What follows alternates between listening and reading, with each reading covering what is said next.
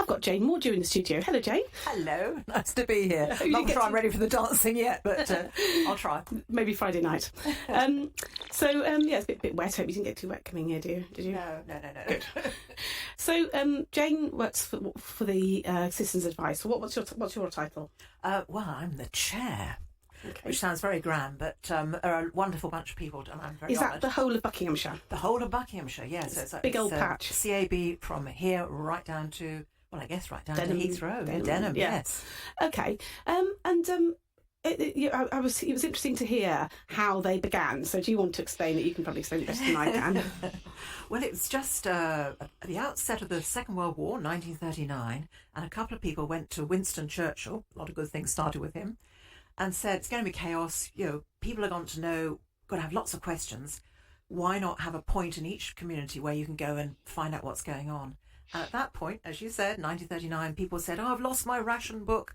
Where can I get another one? And things like, when evacuations, little Johnny's gone to Wales and we don't know where he is. Gosh, but I mean, terrible. That was in 1939. Yeah. And now it's all completely different. I mean, I'd love to hear from people what they were asking us in the 70s and 80s, but now actually let me give out a number, and then if anybody wants to tell us what used to be the things that the Citizens Advice were asked, then I can give you our WhatsApp number, which is 07983 812 351 07983 812 351. So if you remember using the Citizens Advice in the 60s or the 70s or the 80s, what were the things that were the burning issues then? Fantastic.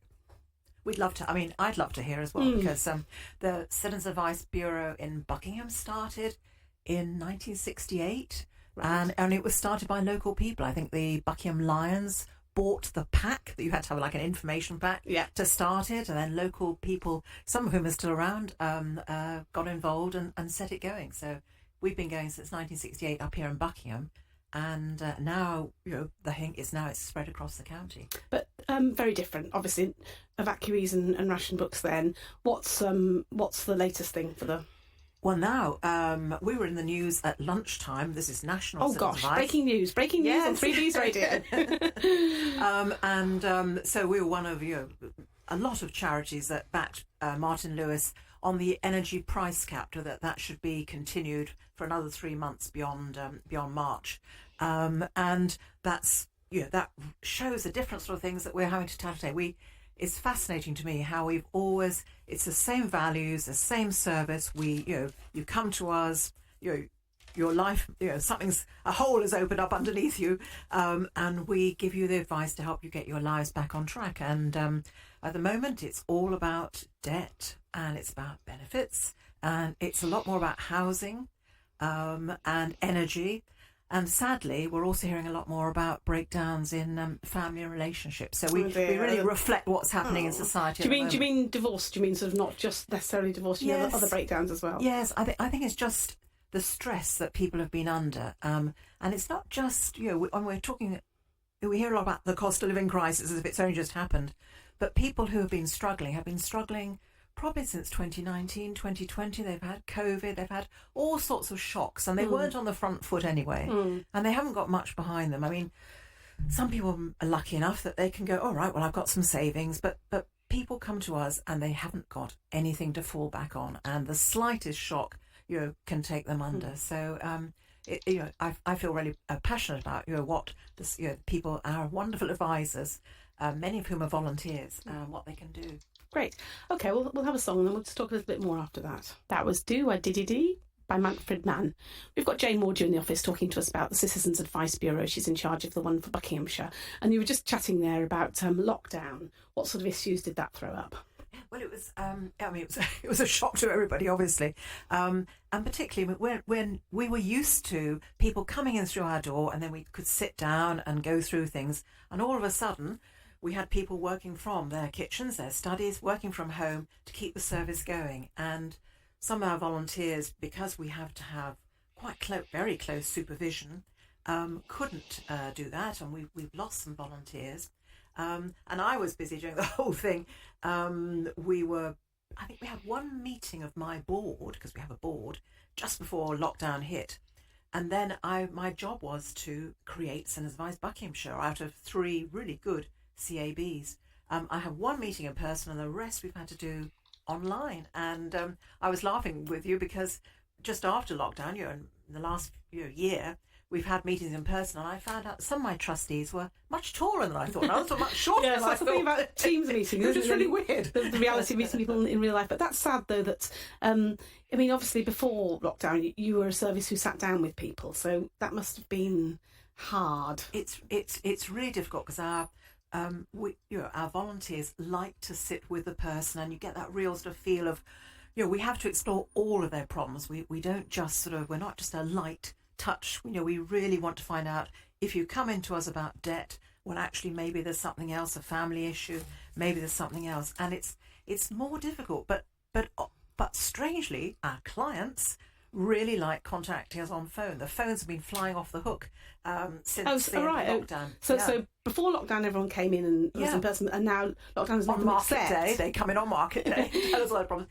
Now they've accepted, and people have changed their habits because of lockdown. They want to do it on phone, yes, because we're saying, well, we can give you an appointment. Oh, I know. Because of course, they've got used to that whole culture of doing things by phone. Online, and then there's travel and there's childcare to be organised. And what we are doing is opening up more and more channels, and we are finding that wonderfully we're getting to hear more from people who are at work and who can come online on the phones just to talk to us and get help with their problems. So we're reaching a wider demographic, as the technical word is, a wider audience. Because you can do it by phone now. Because we can do it by phone. But it's we still do, though. We still do like to see people, especially because some of it gets people's lives. It could happen to you, it could happen to me. They get in such a muddle, and it's very complex these days when trying to sort out things. So in lockdown, what were the worst sort of things that you had happen that wouldn't perhaps have happened at other times? What sort of different issues did you have to deal with? Well, it was. I mean, for us, it was all about helping people cope with money worries and with getting the benefits to support themselves, especially if there were big changes in family lives.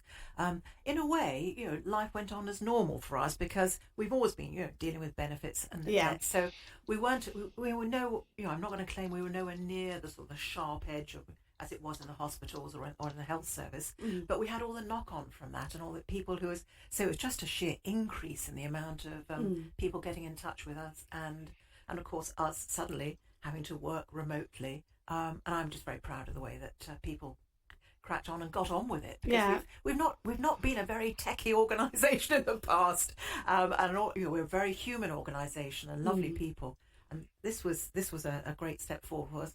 And the thing is, we've actually learnt from lockdown, and we are now much more at home with working on Teams meetings, and that sort of thing. Yes. But we still like to get together. Okay. So do come in. Do still go into the Citizens Advice. Yeah. Okay, we're just going to have another song. Jane's in the studio, and she's talking to us about Citizens Advice, and some of the cases are really heartrending. Some of the people that come to you. What do you want to give us some examples of the kind of things that you have to deal with? It's quite tough work at sometimes, isn't it? Oh yes, it is. And I have to say, the past couple of years have been particularly tough on our advisors. I was hearing at our board meeting the other day that one of them been found crying because the stories we get are really, really difficult. But just to give you an idea, very briefly, and these names are all changed because, of course, the service we provide is anonymous and confidential. So we have got quickly this case about disability. Mick left work. He was able to claim universal credit, but now he's got sight and hearing difficulties. Anyway, they've just come on to say it's not something he had from birth. Yes, no. It's just it is one of those things that just happened. Was he someone who's older? I don't think so. I don't know, but Gosh, we were dealing with it. We were dealing with him remotely. Yeah. But anyway, we were able to get him these disability benefits and council tax support. Now, council tax is really important because if ever you feel like, I haven't got the money, I'll skip paying the council tax. Don't. Apparently, I only just learned it's a criminal offence not to pay your council tax. Anyway, so we put him in touch with local places locally that could support him, and we chirped on when there was a bit of delay in processing his benefits. He got £4,000 in backdated benefits awards, and he was thrilled. But before the point he got to that, presumably he was quite worried. He thought he was going to go to prison or Yes. something because of the Yes, council tax. yes. Do people genuinely People- believe that they're going to, that I think by the time people get to us, and I don't know about you, but occasionally I remember being in this sort of situation where your brain starts to freeze, you stop opening the brown Yes. envelopes, so you don't get those anymore. But technically, and I think he was just we caught him in time, and he was just so thrilled that we were able just to sort of, because it's what we're finding is that people are not only in financial straits, but they are, it really makes them feel mentally, it makes them feel very depressed and very unhappy. So mostly when we get our thank you letters, people say, I'm so happy. Yeah. We think, because as you say, that too. it's a cycle. You're in trouble because you haven't paid your bills, and then you're so stressed that you're frightened to open more bills are coming. Yes, exactly. And I would say that to anybody who's listening. Please don't get in touch with the CAB, with CA Bucks, your local office, and find out how they can help you. There's, trouble shared is a trouble something or other, and it really does work in this case. And there are lots of other agencies out there who can help you as well. But I can just speak for the Citizens Advice Bureau. We had debt is another big issue for us, and we had Lucy, single mother, and she was running away from domestic violence. Oh gosh, so terrible. She had a new business, but the pandemic put that to off. So she had a big loan to sort off. So we were able to put her into a debt respite scheme. It's actually known as something called breathing space, which sounds very humane title for this, but it just gives her a chance to sort of get her act together, holds her creditors off. So does it literally mean you don't have to pay your debts for a few weeks or something? Yeah, yes, it's wonderful, isn't it? I mean, it's incredibly humane. Yeah. And so her anxiety levels went down, and then we organised with her a debt relief order. We do like to work with people on these things rather than always telling them what to do. In fact, we can only advise. But it's wonderful when you can see people start to get their mojo back in. Right, I can do this, yes, and. They wrote off over £15,000 worth of debt. So just And again, but at the point that's happened, she was very stressed, was she? Yes, incredibly so. Yes. So it just got her life back on an even keel. We can do it for Lucy. We can do it for you if you're out there and you think you need our help. Yeah. Okay, great. We'll have another song. That was "Stop in the Name of Love," Diana Ross and the Supremes. Jane's here from Citizens Advice. We've just been talking about the crisis that people face. Food banks is another area you've been involved with, isn't it? Yes. I mean, not that we run any food banks, but my goodness. Actually, I think last time I was in the CAB, before lockdown, and the two people I saw coming out, we were handling the food parcels that have been organised wonderfully by the church. So it is a real concern to us that... food bank use has gone up by 12, 15, 20%. It's really, really increased. And we are able to, people have to be referred to the food bank, and we are able to give out those vouchers. So you can go to the Citizens Advice. And if anybody thought that it was just a question of turning up, I mean, in some cases it might be, but mainly people have to be referred. And it's not, you can't keep on going back either. So it really does... It is there to be as an emergency, but my goodness. I know there are lots of other, so in Buckingham's Jedediah as well, isn't there? Right, so there are other services where you just go along there, and there are different systems, but you can offer help to people. Yes. And what we are doing now as well is we've got where we are getting a bit tighter, we've got a video thing, and we're going to, when there's somebody in trouble, they go to the food bank, and we're just sort of training people at the food banks to perhaps bring them up to us on the screen, and we have a little chat to them while they're there, just to see any help we can give. So it might be the tip of the iceberg and get in quickly and deal with other issues. That's right. We're very concerned about reaching out to the people who are most in need. And they might not sometimes realise they could be reached out to.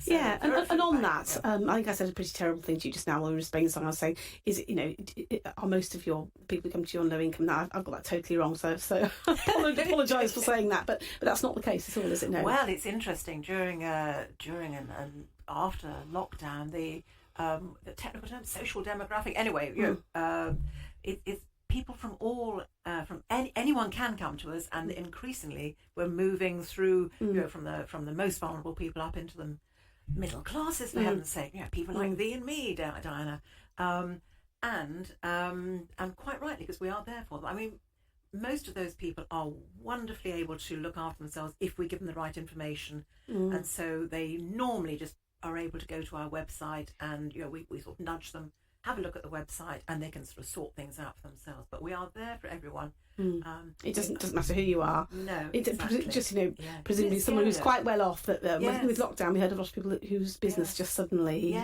overnight disappeared, and it could happen to anybody. I don't know. I remember looking around a room recently and saying to them, any of you, that bottom can just fall out of your world for whatever reason, relationship breakdown or whatever.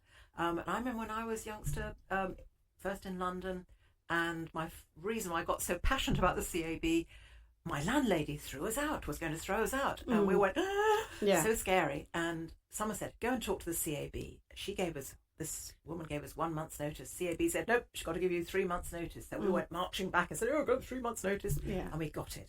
And it was just all we needed was that bit of information, and it just sorted us out. And I've always been incredibly grateful ever since, because I was just starting in London and I needed that help. So it's there for everybody, and it just tells you what you need to know, and come and talk to us if you need us. And you might just want to explain in a little bit more detail what exactly you do. So you don't hand out money. Do you want to just explain about the benefits? You basically tell people might not know what benefits are out there. Is that an awful lot of your work, that people think things are desperate, there's no hope for them, and you know about all the benefits that can help them? Exactly. We have because things are changing all the time. Things like universal credit, and I'm not even going to try and pretend I understand the ins and outs of universal credit, but we are able to, our trained advisors, my goodness, we give them months of training, are able to explain things like debt relief orders. Have you ever heard of those? No, I ought to. Well, I've heard of them. I've heard of them. I don't. You have to explain. DROs, you have to explain what. Well, but it just gives you a chance to to park some debts, and then schedule payments and things like that. I'm not going to pretend I'm an expert on this one, so don't. But people don't even know they exist, and you can sort of say, look, there is a short-term lifeline here. Exactly. Yes, and as I was saying about council tax as well, don't not pay your council tax, because that's a criminal offence. So people just can be told what their options are and how they can be helped, and sometimes we can talk to the people they're in debt to and explain and sort of. I remember hearing one young man saying, well, at least I'm now back in touch with, I was in a housing association, and when things got bad, he backed off and they backed off, and it was getting a bit tense, and we were just able to mend that relationship so that everything got back onto an even. And do you get people who sort of say, oh, I wasn't going to come to you, I didn't think you'd be able to help, but I'm just going to try you. Do people think that you can't help them, and sometimes there's a bit of a wrong perception out there? No, I really would love to know why people, I think it's a moment when your life is in a pickle and somebody says, why don't you try the CAB? And what worries me is I don't know the next generation, young generation, do they know they can turn to the CAB? Our typical client is a 40-year-old woman, and I'm thinking, younger people. Wonderfully, here at the University of Buckingham, we do have some young students involved, and they're law students, and they're training, and they're sort of seeing students with problems and coming and seeing us at the CAB. And they help everyone, don't they? They're actually, as part of their law course, they help anyone in the community. They work with the Citizens Advice to offer help. So that's bringing some sort of young volunteers. We just started the other day. I see, if you follow us on Facebook, I just see that Bucks New Uni. We were down there a couple of days ago and getting involved with some of the youngsters, the students down there. So it's spreading. The idea is spreading. I'm really keen that we open up and make sure that the next generation know about the help that they can be offered, that everyone can be offered by the CAB. Great. Okay, gonna have a song. That was Old Town Road by Lil Nas. And Jane's been telling us about the work of the Citizens Advice Bureau in Buckinghamshire. And one area we didn't touch on is mould. And who wants to touch mould? Well, we've just issued a note and some work done on looking at rented accommodation. It's come out of High Wycombe, which of course is in Buckinghamshire, but it seems to be a problem much more widely. And so what can we do about it? Well, one is to highlight it and make a noise about it, which we are very keen on doing with any of these social problems, so that maybe changes, rules can be made. But more importantly, we very keen to put out some advice about what to do. It's caused, of course, by the fact that all our heating bills are so, people are under stress paying their heating bills, so they don't heat their houses. So then during a winter like this, you get mould coming in. So that's the cause of it. But there are lots of things you can do to sort of minimise it. Open windows. Who wants to open their windows? Gosh, sounds awful, doesn't it? So it's a pretty miserable area, but it's something where you can get advice from the CAB and lots of other places, of course. Yeah. And it's one of the things we're trying to do more of, actually, rather than just the idea of, I come and see you and you give me advice. We put one to many, so we pump out some information on social media. Yeah. Or we go out into community centres and we talk to a group of people about how they can do this. Great. So it's there's lots of different ways of getting the word out there, and it's all such simple stuff. It just needs to be, people just need to hear about it, don't they? Yeah, and by the sound of it, younger people as well. Well, I think we're going to have a little conversation in a minute about volunteers, so we'll do that in a second. We'll just have one more song, and then we'll talk about how do you get volunteers. And as I say, we're happy to hear from anyone there. I'll give you our WhatsApp studio details again: 07983 812 351, 07983 812 351. If anyone has any ideas about how you get volunteers in the community. That was Chirpy Chirpy Cheep Cheep, middle of the road, and we've had Jane here in the studio. She's been telling us all about the Citizens Advice Bureau, and Marilyn Fairclough has made the mistake of arriving early, which means we're going to talk to her as well, because we've just been having a great chat here in the studio about volunteering, and both of you are people who volunteer in the community. So Marilyn currently works for the Friends of the University of Buckingham, doing lots of things involving the community, and Jane, as well as Citizens Advice, you also work for the Rotary Club as well. Well, yes, I am a Rotarian. Yeah. I don't work for them. And voluntary, yeah. Yeah. So what do we need to do in a community to get volunteers then? What do you think? And hello, Marilyn. Hello there. I think that you have to get into the shoes of the volunteers and think what it is that would appeal to them and what it is that might put them off. Okay. Particularly if you're talking about people who are retired or even people who are in work, that sometimes you think, oh God, that's going to tie me down too much. I'm going to be committed to do something more often than I really feel I want. More like a job, and I've done that. I've done my Yes, duty. I and want it to be you're enjoyable. free to choose your own things. Yeah. So at the moment, I'm gathering to do with the Friends a group of volunteers, but I stress upon them that it's their choice. Yes. Whether they want to just be called upon occasionally, or if they want to do something regularly once a week. But if it's sort of half term and they're looking after the grandchildren, then no, they don't have to be doing whatever it is they're volunteering with. I know that what appealed to me was feeling sorry when I became a volunteer for the telephone service that I am involved in, and that was seeing an article in the parish magazine saying, can you spare an hour a week to speak on the telephone to an elderly person who's housebound and lonely? And I thought, how ghastly, how awful to be in that position. Yes. Of course I could spare an hour. Yes. And is that how you got into? Was that your first voluntary work? 'Cause that's how you got into it. That was my first voluntary work. Yes. Yeah. Okay. What do you think, Jane? How do we get people into volunteering? I think that's a very, very good point there, isn't it? You've got to think about what people actually want and out of volunteering. Absolutely right. Yes, because it's when we have a rota at Citizens Advice, and I think the thing is to make it quite clear to them, as Marilyn was saying, what the time commitment would be. Make it clear to them what your cause is as well. I mean, we're a charity. We're a social justice charity, I heard is described as recently. But people want to come and help us, and they want to come and serve and give advice. So I think as long as people are clear about the purpose of what you're up to and why it's so important, and then what you're actually asking them to do, and then you've got to get out there and ask them as well. And what do volunteers tell you that they get out of it? Well, it's making a difference to other people's lives. It's making friends.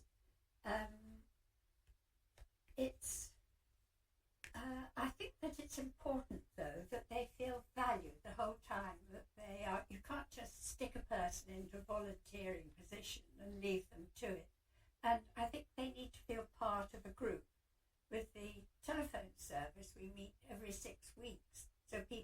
share the experiences they're having. And also, I think that continuing professional development is important. That I'm also the trainer for the telephone service.